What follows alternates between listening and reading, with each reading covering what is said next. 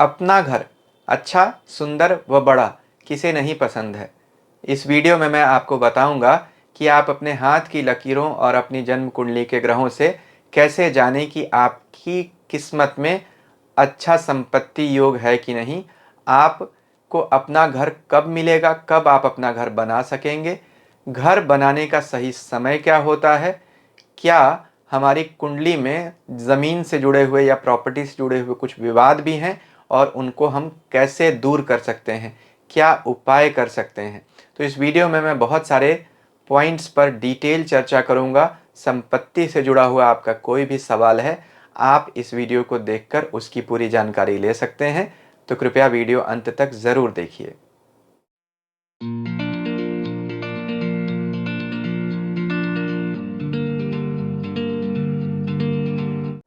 ओम नमः शिवाय। मैं अंशुमान आपका स्वागत करता हूँ। संपत्ति योग यानी प्रॉपर्टी के क्या योग होते हैं हमारी किस्मत में, इस वीडियो में हम विस्तार से चर्चा करने वाले हैं। वीडियो को शुरू से अंत तक कुछ पॉइंट वाइज मैंने बांट दिया है। सबसे पहले हम यह देखेंगे कि हमारी हस्तरेखा या जन्म कुंडली में संपत्ति के क्या योग होते हैं, हम उन्हें कैसे जानें। संपत्ति की प्राप्ति का समय क्या होता है, संपत्ति खरीदने का मुहूर्त क्या होता है, शुभ लग्न क्या होते हैं, कौन से नक्षत्र में हमें प्रॉपर्टी परचेज करनी चाहिए, यह जानेंगे। प्रॉपर्टी का कंस्ट्रक्शन यानी नींव डालना या रिमॉडलिंग, रिपेयर, सुधार करना वो कब करना चाहिए, क्या मुहूर्त होता है। घर के लिए अलग, बिजनेस के लिए अलग, यानी गोडाउन हो गया, वेयर हाउस हो गया, उन सब का समय अलग अलग होता है, वह क्या समय होता है। गृह प्रवेश का मुहूर्त क्या होता है, इस पर भी हम चर्चा करेंगे। ज़मीन से जुड़ा हुआ अगर आपका कोई विवाद है, यानी प्रॉपर्टी अगर आपकी कहीं फंस गई है किसी कानूनी पचड़े में या किसी और तरीके से आप प्रॉपर्टी को लेकर परेशान हैं, चाहे वह आपकी पैटर्नल प्रॉपर्टी यानी पैतृक संपत्ति हो या खुद की खरीदी हुई, तो उसमें विजय के लिए हम क्या उपाय कर सकते हैं, उस पर भी चर्चा करेंगे। साथ में यह भी जानेंगे कि घर हमें नया लेना चाहिए या पुराना लेना चाहिए, घर बनाना चाहिए या फ्लैट लेना चाहिए, पेपर वर्क में कोई इश्यूज तो नहीं होंगे, लोन हमें कब लेना चाहिए, क्या हमें लोन लेना भी चाहिए, हमारी कुंडली में पूरा भी हो सकता है लोन, रीपेमेंट की कैपेसिटी है भी या नहीं, कोई धोखा तो नहीं मिलेगा और कहीं कोई सरकारी विवाद तो नहीं हो जाएगा ज़मीन या प्रॉपर्टी लेने के बाद। यह 7 पॉइंट्स हैं जिस पर हम विस्तार से एक एक करके चर्चा करेंगे। तो संपत्ति से जुड़े हुए सभी सवालों का ज्योतिष में अगर आप समाधान या जवाब जानना चाहते हैं, इस वीडियो को आप पूरा देख सकते हैं। सबसे पहले देखते हैं कि क्या योग होते हैं हमारी हथेलियों में, यानी हाथ की लकीरें क्या होती हैं जिससे हमें पता चले कि हमें प्रॉपर्टी कब मिलेगी और कैसी होगी हमारी। इसके बाद हम देखेंगे कि जन्म कुंडली में क्या योग होते हैं।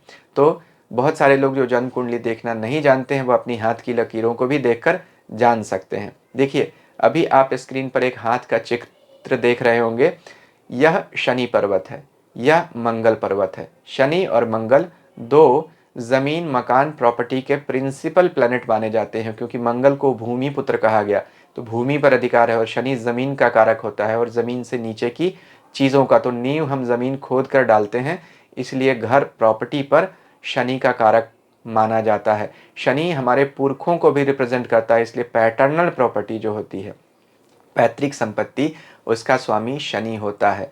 तो यह मंगल ग्रह यानी मंगल पर्वत, यहाँ जो हथेली में उठा हुआ, यहाँ आपको अपनी हथेली में फूली हुई गद्दी सी दिखाई देगी, यानी यहाँ बहुत सारा मांस दिखाई देगा। अगर आपका यह पर्वत उठा हुआ है तो आप समझिए आपकी किस्मत में प्रॉपर्टी के योग अच्छे हैं। शनि और मंगल के पर्वत अगर अच्छे हैं, यह पर्वत अगर दबा हुआ है, इस पर बहुत सारी आड़ी तिरछी रेखाएं हैं, तो प्रॉपर्टी में विवाद होंगे। इन दोनों पर्वतों पर अगर शुभ निशान हो, जैसे ट्रायंगल, त्रिशूल या ध्वजा, ऐसे अगर निशान हों, तो समझिए आपकी प्रॉपर्टी बड़ी होगी, शुभ होगी।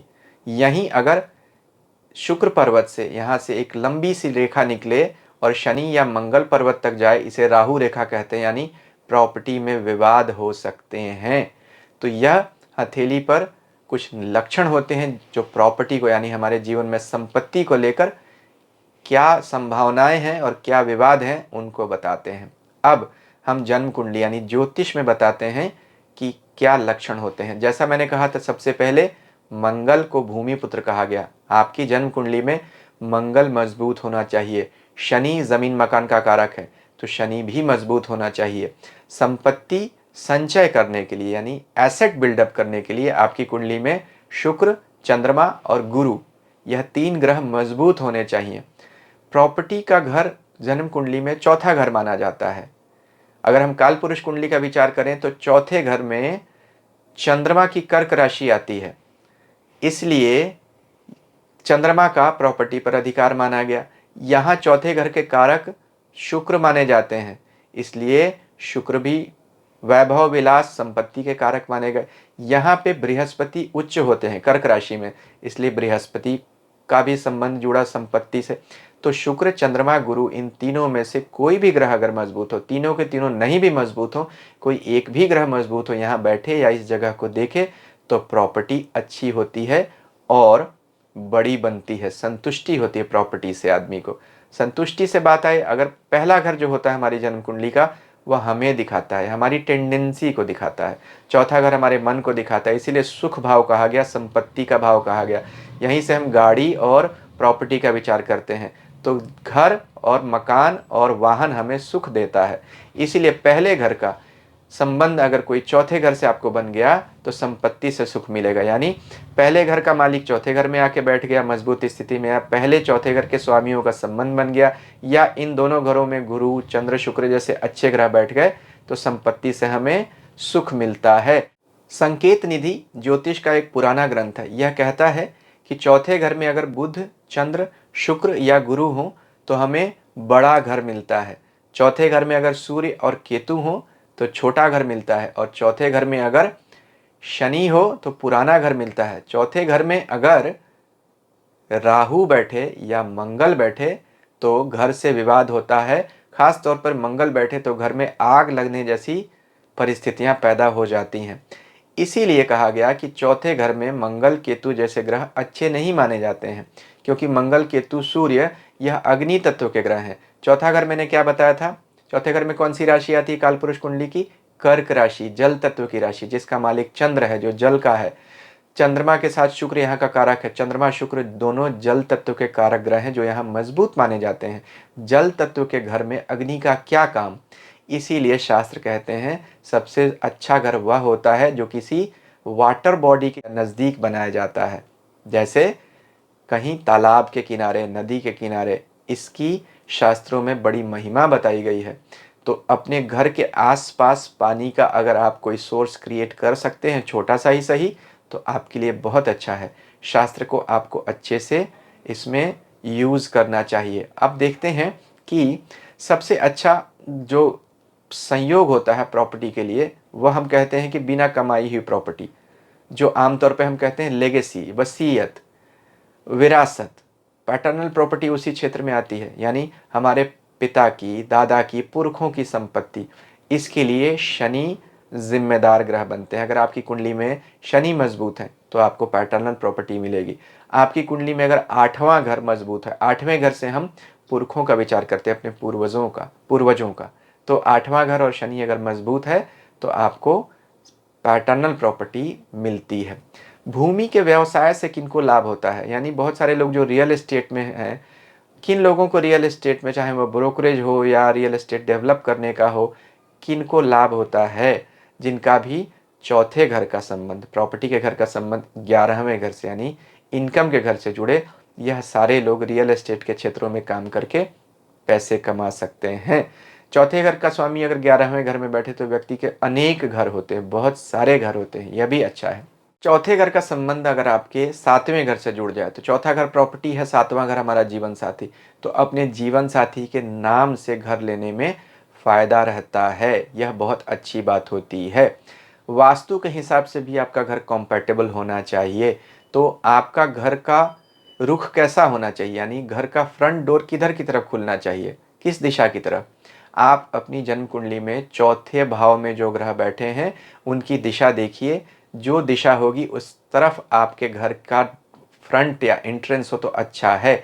जैसे बृहस्पति हो तो उत्तर दिशा की तरफ अच्छा है, बुध हो नॉर्थ ईस्ट है, शुक्र हो साउथ वेस्ट है। ऐसे बहुत सारे हैं, डायरेक्शंस हैं, वो ग्रहों के डायरेक्शंस के हिसाब से आप देख सकते हैं। शनि हो तो पश्चिम दिशा की तरफ दरवाज़ा रखने से लाभ होता है व्यक्ति को। तो यहाँ आपको इन सारी चीज़ों का विचार ज़रूर करना चाहिए। प्रॉपर्टी के लिए कौन से ग्रह रिस्पॉन्सिबल होते हैं, कौन से योग होते हैं, हमारे ज्योतिष की बहुत सारी किताबों में इनके बहुत सारे योग दिए गए हैं। कुछ किताबों का नाम मैं आपको बता देता हूँ। देखिए, यह बृहद पराशर होरा शास्त्र है। इसमें प्रॉपर्टी से जुड़े हुए बहुत सारे सूत्र दिए गए हैं। यहाँ पर आपको भृगु संहिता दिखाई दे रही होगी, इसमें बहुत सारे आपको सूत्र दिखाई देते हैं। बृहद जातक जो वाराह मिहिर ने लिखी है, इसमें भी बहुत सारे सूत्र दिए गए हैं प्रॉपर्टी को लेकर। मैं कुछ सूत्र आपको बता देता हूं जो इन किताबों में दिए गए हैं और जो प्रैक्टिकली हमने सही पाए हैं, देखे हैं। तो देखिए, शुभ ग्रह योग क्या होते हैं। अगर चौथे घर का स्वामी चौथे घर में ही हो तो आदमी की प्रॉपर्टी अच्छी होती है, उससे उसको लाभ होता है। पहले और चौथे घर में अगर शुभ ग्रह हो या चौथे घर पे किसी शुभ ग्रह की दृष्टि हो तो भी लाभ होता है। चौथे घर का स्वामी अगर अपने नवांश में या अपनी उच्च राशि में बैठा हो तो भी प्रॉपर्टी से लाभ होता है। चतुर्थेश की स्थिति आपको बहुत अधिक देखनी पड़ेगी, यानी चौथे घर का स्वामी, उसको आप चंद्र कुंडली में भी देखिए और उसको नवांश कुंडली में भी देखिए। चौथे और 10वें घर के स्वामी अगर 1, 4, 7, 10 घरों में ही होते हैं तो शास्त्र कहता है राजा के समान व्यक्ति का घर होता है। तो यह भी एक अच्छा योग माना गया।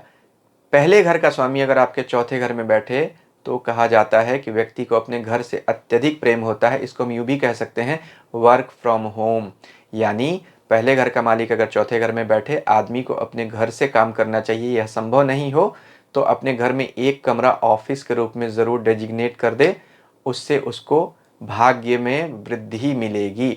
इन सब चीज़ों के अलावा एक चीज़ और जान लीजिए कि विदेश में हमारा घर बनने के क्या योग होते हैं। अगर चौथे घर का स्वामी मजबूत होकर 8वें या 12वें घर में चला जाए तो विदेश में बड़े घर होते हैं व्यक्ति को, या अपने जन्म स्थान से दूर वह बड़ा और सुंदर घर बनाता है। लेकिन अगर चौथे घर का स्वामी छठे, 8वें, 12वें घर में जाए और कमज़ोर हो तो प्रॉपर्टी को लेकर विवाद भी होते हैं। यह आपको निश्चित तौर पर जानना चाहिए। यह एक अशुभ लक्षण होता है। अगर चौथे घर में कोई नीच का ग्रह बैठ जाए, जैसे चौथे घर में नीच का मंगल हो गया, अब आपको संपत्ति से हमेशा तकलीफ आएगी। ऐसे लोगों को मैं हमेशा बोलता हूँ कभी भी अपने नाम पर तो प्रॉपर्टी लेनी ही नहीं चाहिए, और हो सके तो अपने जीवन साथी के नाम पर प्रॉपर्टी लें, वह भी जीवन साथी की कुंडली का विचार करने के बाद ही, नहीं तो बच्चों के नाम पे लें। अपने नाम पर प्रॉपर्टी लेंगे हमेशा विवाद में फंसेंगे, आपको घर से सुख नहीं मिल पाएगा। शनि अगर आपका कमज़ोर होगा तब भी आपको बिल्कुल सुख नहीं मिलेगा। इन सारे योगों को, चाहे वह अच्छे हों या बुरे हों, आपको अपनी लग्न कुंडली, अपनी चंद्र कुंडली, अपनी नवमांश कुंडली और चतुर्थांश कुंडली में भी देखना चाहिए, क्योंकि महर्षि पराशर वर्ग कुंडलियों की बात करते हैं। 16 वर्ग कुंडलियां हैं जिसमें चतुर्थांश कुंडली प्रॉपर्टी के लिए देखी जाती है। तो लग्न कुंडली के अलावा इस योग को अगर विस्तार से देखना है तो अपनी वर्ग कुंडली, चतुर्थांश कुंडली का विस्तृत विवेचन जरूर कीजिए। वहां पर भी शनि, मंगल और शुक्र और चंद्रमा, इन 4 ग्रहों को विशेष तौर पर आप देखिए। उसमें भी शुक्र की स्थिति का विशेष विचार रखना चाहिए चतुर्थांश कुंडली में। आप देखते हैं कि क्या समस्याएं आती हैं और गृह प्रवेश के मुहूर्त क्या होते हैं, घर कब खरीदना चाहिए, उपाय क्या करने चाहिए प्रॉपर्टी में अगर विवाद हो जाए। उन पर विचार करने से पहले एक निवेदन आपसे, अभी तक अगर आपको मेरा वीडियो अच्छा लग रहा है तो कृपया इसे लाइक कीजिए, मेरे चैनल को सब्सक्राइब कीजिए और सब्सक्रिप्शन बटन के साथ लगी घंटी को भी दबा दीजिए। आपको अपने जीवन में संपत्ति की प्राप्ति कब होगी, यह बहुत बड़ा सवाल है। अभी तक हमने यह जान लिया कि आपकी जन्म कुंडली में और हस्तरेखा में संपत्ति प्राप्त होने के योग हैं कि नहीं, घर कैसा होगा, बड़ा होगा, छोटा होगा, यह सब चीज़ें हमने जानी। घर मिलेगा कब, बनेगा कब, यह जानना अब हम देखते हैं। देखिए, चौथे घर से प्रॉपर्टी का विचार करते हैं जन्म कुंडली में। तो जब भी हमारे चौथे घर के स्वामी की दशा चले और अगर वह मजबूत हो और अगर उसका कोई संबंध ज्योतिष में, गोचर में आपके चौथे घर से बन जाए, उस समय हमें संपत्ति की प्राप्ति कराता है। चौथे घर में बैठा हुआ अगर कोई ग्रह है आपकी जन्म कुंडली में, वह चौथे घर में ही आ जाए या चौथे घर के स्वामी के साथ उसका संबंध बन जाए या बृहस्पति और शनि के साथ उसका संबंध बन जाए, तो भी हमें प्रॉपर्टी की प्राप्ति कराता है। शनि का गोचर सबसे महत्वपूर्ण है क्योंकि शनि संपत्ति का कारक है। शनि अगर मजबूत हो और चौथे घर से गोचर करे अपनी अच्छी राशियों से, तो भी उस दशा में, उस समय में, उस साल में हमें संपत्ति दिलाता है, प्रॉपर्टी दिलाता है। दूसरा घर भी प्रॉपर्टी के लिए मजबूत माना जाता है और महत्वपूर्ण भी, क्योंकि दूसरा घर क्या है? चौथे घर से 11वां, किसी भी घर से 11वां घर उसकी इच्छा पूर्ति दिखाता है। तो यानी अगर चौथा प्रॉपर्टी है तो प्रॉपर्टी की इच्छा पूर्ति क्या होगी? उसका अपने हाथ में आना, अपने पास आना। 11वां घर लाभ भी है, तो प्रॉपर्टी से हमें लाभ होगा कि नहीं, यानी प्रॉपर्टी का लाभ होगा कि नहीं, घर बनेगा कि नहीं, यह दूसरा घर दिखाता है। दूसरा घर अस्थाई संपत्ति के लिए भी जाना जाता है। अस्थाई संपत्ति तो घर भी होता है, इसलिए दूसरे घर के मालिक की अगर दशा चले, उसका कोई संबंध गुरु से चौथे घर के स्वामी के साथ, चौथे घर में बैठे ग्रह के साथ बन जाए, तो भी प्रॉपर्टी के लिए बहुत अच्छा होता है। इन सब योगों में एक चीज अगर आ जाए तो सोने पे सुहागा। गुरु की अगर दृष्टि आ जाए चौथे घर पे गोचर में और गुरु मजबूत हो गोचर में, तो आपको उस समय घर की प्राप्ति करा देता है। तो यहाँ यह मुख्य मुख्य नियम है, और भी नियम है, लेकिन मुख्य रूप से इनमें से कोई भी एक दशा आपकी आ जाए, ग्रह की महादशा या अंतरदशा या गोचर, तो आपको प्रॉपर्टी आपकी जरूर देकर ही जाएगा। अब देखते हैं कि हमने यह तो जान लिया कि प्रॉपर्टी कब होगी, कैसी होगी, यह सब जान लिया हमने, लेकिन हमको प्रॉपर्टी खरीदनी कब चाहिए? क्योंकि मान लीजिए एक पूरे वर्ष हमारे प्रॉपर्टी का योग बना हुआ है। मान लीजिए कहा जाए 2023-24 में आपके पास प्रॉपर्टी होगी, लेकिन क्या किसी भी महीने में आपको खरीद लेना चाहिए? शास्त्र क्या कहता है? क्योंकि अच्छे समय पे किया हुआ अच्छा काम ही अच्छा परिणाम देता है, इसलिए प्रॉपर्टी खरीदते समय मुहूर्त का, नक्षत्रों का निश्चित तौर पर विचार करना चाहिए। यह बहुत महत्वपूर्ण बात है।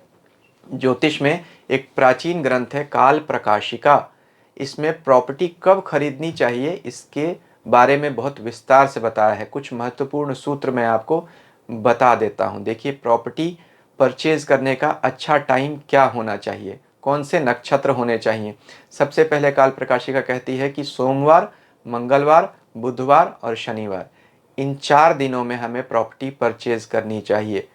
जिस भी दिन हम प्रॉपर्टी परचेज कर रहे हैं उस दिन का स्वामी मजबूत होना चाहिए। जैसे मान लीजिए सोमवार को हम प्रॉपर्टी खरीदने जा रहे हैं, तो चंद्रमा उस दिन मजबूत होना चाहिए, शुक्ल पक्ष का होना चाहिए, अपनी राशि, अपनी मित्र राशि या उच्च राशि में है। या नहीं कि किसी भी सोमवार को हम जाके प्रॉपर्टी खरीद सकते हैं, ऐसे नहीं होता है।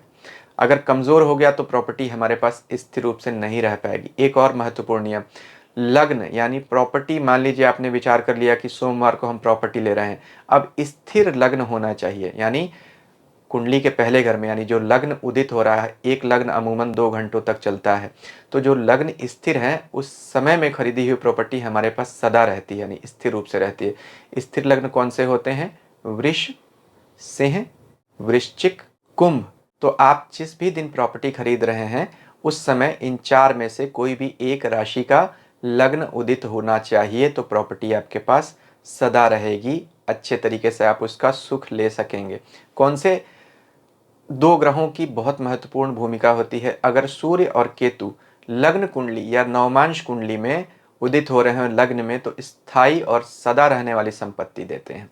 कौन से नक्षत्र होते हैं जिनमें हमें प्रॉपर्टी का परचेज करना चाहिए? कुछ नक्षत्रों के बारे में किताब में बताया, जो मैंने भी आपको दिखाया। अश्विनी, रोहिणी, मृगशिरा, पुनर्वसु, पुष्य, उत्तरा फाल्गुनी, हस्त, स्वाति, अनुराधा, उत्तराषाढ़ा, उत्तरा भाद्रपद, धनिष्ठा और शतभिषा। यह नक्षत्र जो होते हैं यह प्रॉपर्टी के लिए शुभ माने जाते हैं। आप कहेंगे इसमें राहु का भी नक्षत्र मैंने बताया, ये तो किताब में लिखा हुआ है, मैंने अपनी तरफ से नहीं बताया, लेकिन फिर भी मैं आपको बताता हूँ।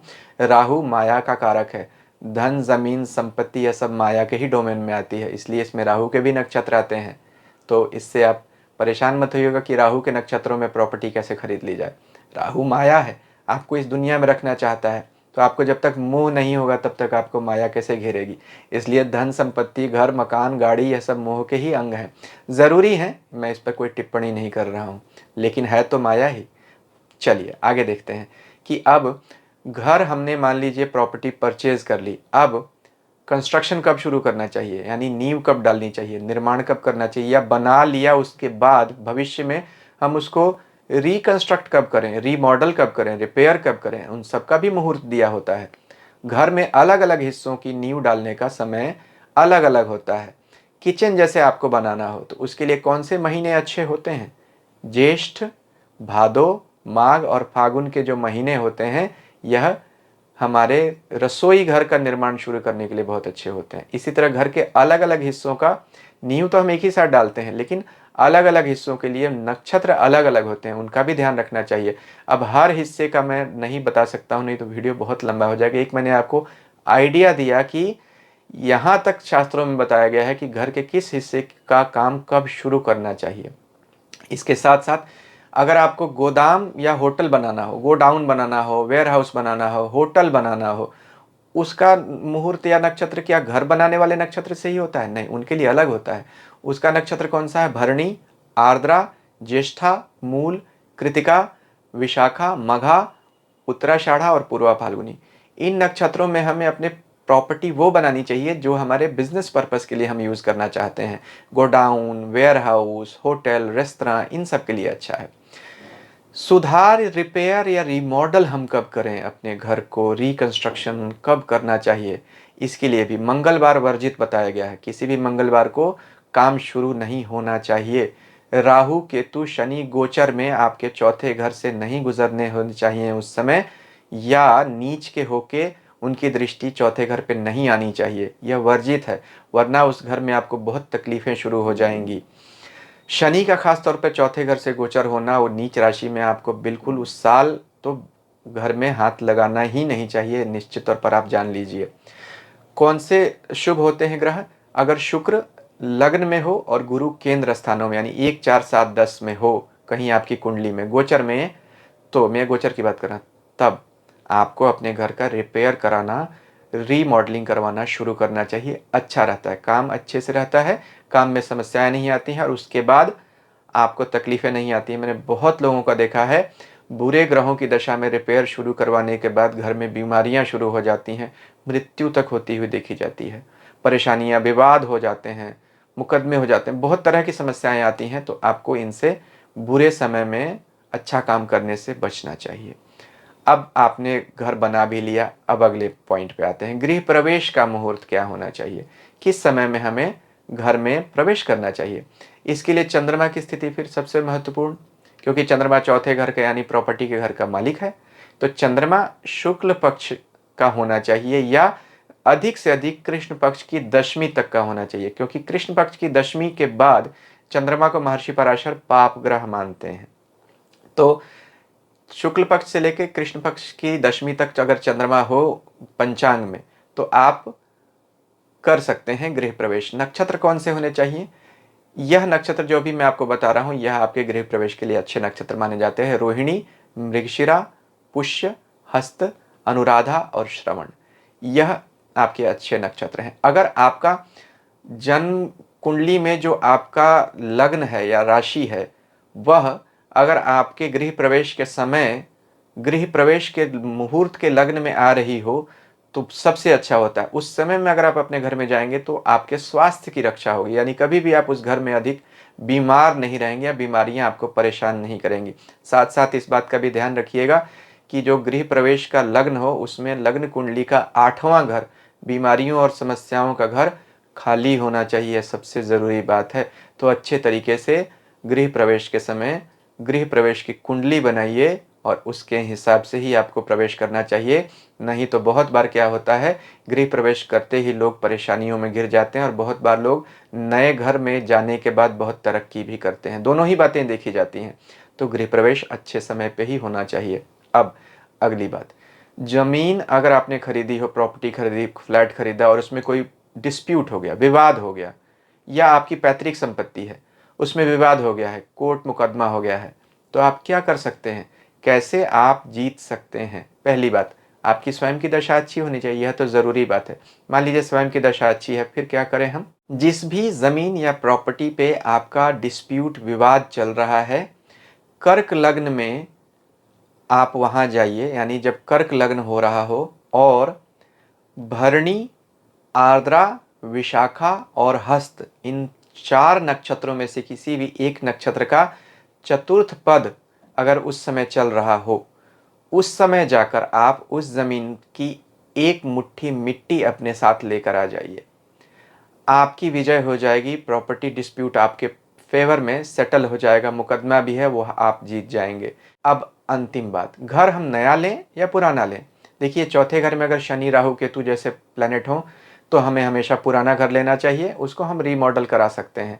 गुरु, शुक्र, चंद्रमा, बुध जैसे ग्रह हों, आप नया घर ले लीजिए, नया कंस्ट्रक्शन भी आपको सूट करेगा, बुरा नहीं होगा। लोन हम कब रीपेमेंट कर सकते हैं, यानी लोन कब लेना चाहिए? बहुत लोग ऐसे होते हैं लोन लेके पूरा ही नहीं कर पाते हैं, घर ऑक्शन हो जाता है, ऐसी बहुत सारी समस्याएं आती हैं। तो अगर आपकी कुंडली में छठा घर कमज़ोर है या उसकी दशा चल रही है और वो कमज़ोर है, उस समय में आपको प्रॉपर्टी बिल्कुल नहीं खरीदनी चाहिए। प्रॉपर्टी आपके पास टिकेगी ही नहीं, आप लोन रीपे कर ही नहीं पाएंगे।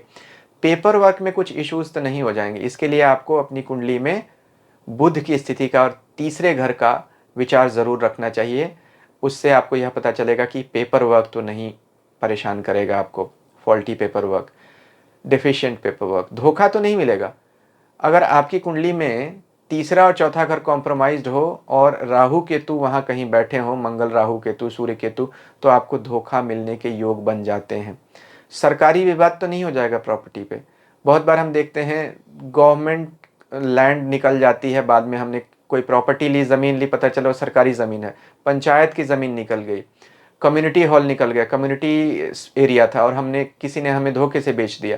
तो हमेशा याद रखिए, आपकी कुंडली में अगर चौथे घर का या आठवें घर का सूर्य शनि से संबंध होगा, यानी सूर्य शनि मिलके यहाँ बैठे, तो आपको ज़मीन में परेशानी हो जाएगी। सरकार आपकी प्रॉपर्टी वापस ले लेगी या कोई अथॉरिटी जो होगी एरिया की, वह आपकी लैंड को ले लेगी वापस, या केस हो जाएगा, आपको लीगल इश्यूज आ जाएंगे। इन सब बातों का भी आपको बहुत अधिक विचार रखना चाहिए। तो प्रॉपर्टी से जुड़े हुए ज्योतिष में क्या योग होते हैं, यह मैंने आपको बहुत विस्तार से भी बता दिए। अभी तक अगर आपने मेरा चैनल सब्सक्राइब नहीं किया है, तो आपसे उम्मीद है और विनती है कि आप मेरा चैनल सब्सक्राइब कर दें, ऐसे ही और वीडियोस देखते रहने के लिए। और भी वीडियोस अभी आप स्क्रीन पर देख रहे होंगे, इन्हें भी आप चाहें तो देख सकते हैं। ईश्वर हम सबका कल्याण करें। हरिओम।